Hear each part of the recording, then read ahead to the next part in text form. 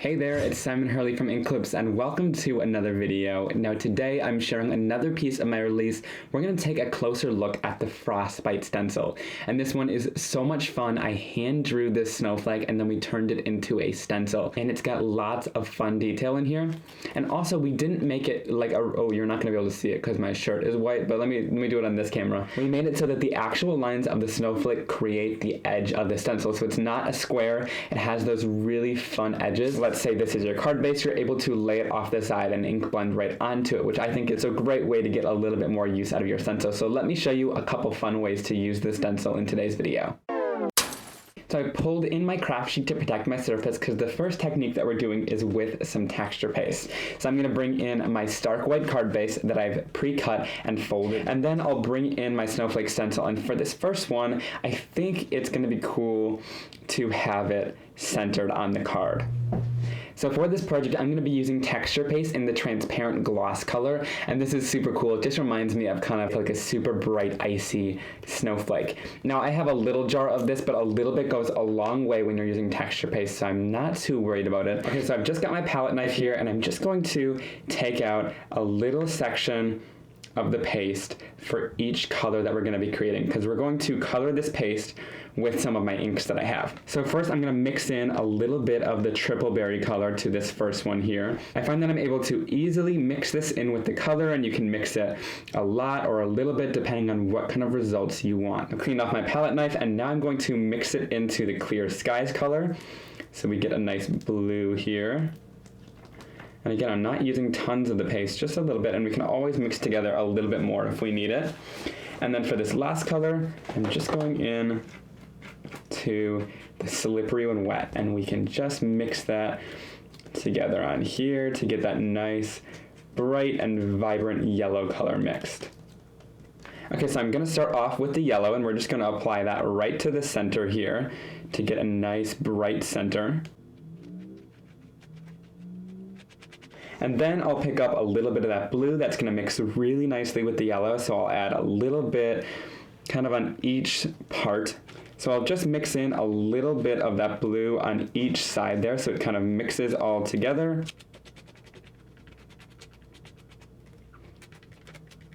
So I've mixed together that blue there, and in between you can see it's kind of started to make a green color. And then to finish this all off, I'm going to go in with my triple berry that I've mixed, and we can bring it right in here.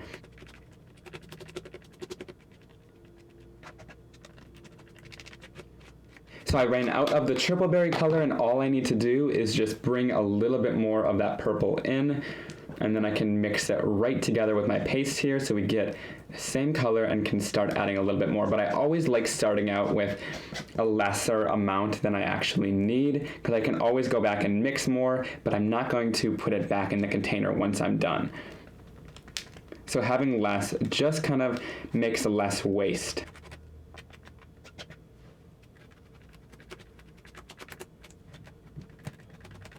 Now once this is all complete, I have a little bit of the Distress Rock Candy glitter inside of my glitter duster from Stampers Anonymous and Tim. And all I'm going to do is I just hold it kind of sideways, and I'm just going to spray on a little bit of glitter. And this is going to turn into kind of a no-mess glitter project once it's done, because that glitter kind of sticks in to the texture paste and it'll kind of hold in there, so none of it's going to come off on your hands once it's done. So once I'm finished, I want to make sure I get everything nice and clean before it starts to dry. So I'm going to peel it all up, and look how awesome that background looks. So I'm going to go wash off my stencil and wash off my craft sheet, and I'll be right back. Should this black border... This is what you wanted? Should this black border be thinner? No, it's perfect.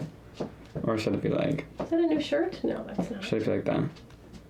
No. Then I'm going to take this panel and I'm just going to adhere it down to a piece of black cardstock so it has a little bit of a border around it. Then I'm going to grab the Silent Night Holy Night stamp from the Caroling Squad stamp set. I'm going to use this to finish it off with a sentiment. So I've got this on my acrylic block, and I'm going to use some perfect medium so we can do some heat embossing. Stamp that right down. And then I can throw over the top a little bit of white embossing powder for the sentiment. So I've cut out my sentiment that just says Silent Night, Holy Night. I love that heat embossed. And then I'm just going to place it right down onto my card. And there we have this finished card. I didn't think that I needed to do anything else. It's super stunning with that clear texture paste and the glitter, and then mixing it with some of my ink colors really makes it shine super bright, which I absolutely love. And if you wanted these colors to be even darker, you could totally use the re-inkers to get a really concentrated color. And for a super simple way to use this stencil, I always love just going right back to ink. So you could totally, of course, ink blend this, but let me show you a fun technique using water with my inks. Let's start off with a little bit of Clear Skies. So this is my light blue from the collection, and I'm just going to kind of smoosh it onto there. And then let's go in with a little bit of the Slippery and Wet. So we're kind of using some of the same colors here. And you can totally go in with kind of the edge of the ink pad. I try not to overlap them too much. Then I'll go in with a little bit of Bee Sting because that'll look really great next to that yellow.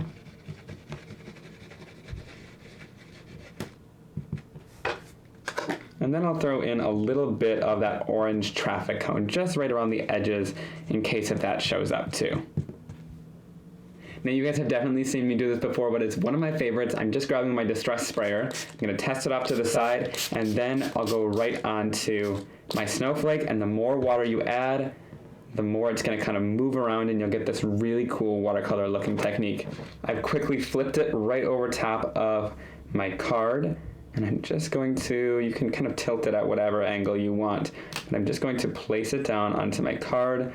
You can press it down in those areas. One thing that I find helps is just placing down a paper towel and then giving some good pressure. That way anything that seeps out of the stencil is just gonna go right onto your paper towel, which really helps. But it helps to move around the color by pushing it down like this. And I'm just gonna let this stencil sit for a couple seconds on here. If you peel it off, there might still be some watercolor kind of moving around, but I like to let it give it some time to seep into the surface of that cardstock. It'll kind of start peeling and lifting a little bit on its own on the edges there, and once it does that, you know that it's ready to pull right off of the surface, and look at that super fun texture and card that we get with that snowflake. Now in reality, this totally doesn't have to be a snowflake. It totally can. We designed it so that it looks perfectly with all your winter cards, but this could be just like a little decorative mandala as well. I think it's a cool geometric design. And so here, I'm just going in with the Bestest Friends stamp set, which is one of my older ones, but it's still awesome and definitely recommend it. And I'm gonna use the Cheers sentiment. So I've inked it up and I'm just going to place it and stamp it right down into the corner there. So kind of a little bit off-centered to add some interest. And there we have our Cheers sentiment.